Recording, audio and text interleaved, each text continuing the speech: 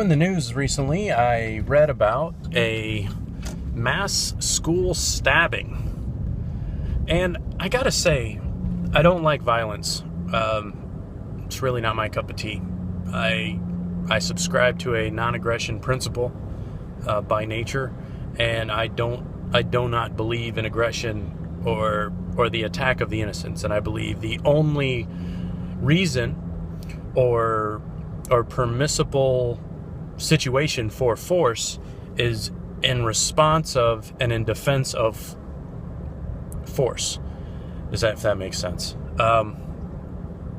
So I read in the news about this whole like a mass stabbing and everything else, and I was at work and our IT guy was there, and his blatant blanket solution was, I think we should just arm the teachers. And I don't know. What was messed up for me in hearing that news and in hearing that response, I can't believe how inappropriate responses can be to certain situations. I can't believe how inappropriate responses are to tragedy in general. Immediately I thought, oh, well, see, that's the gun people are going to say, look, see, it's not a matter of gun violence, it's violence in general. And I'll be honest with you, that was my default position on it. Because the problem isn't gun violence or knife violence, it's violence in general. What is it that's churning out this situation that makes a person so willing to harm their fellow human beings for no reason whatsoever other than they got a screw loose? Or, what can be done to identify these people? Or even how far we should stretch to prevent this type of a situation.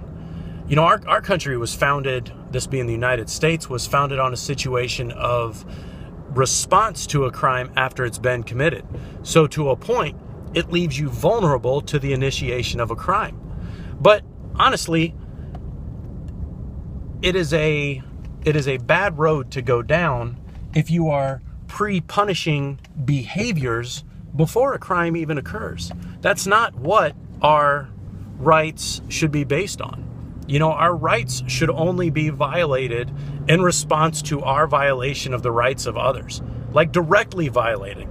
Not that, okay, well, a person has these predispositions or these pre-genetic disposition to be this certain way, so we must keep them from having these devices or these tools or be able to go to these areas.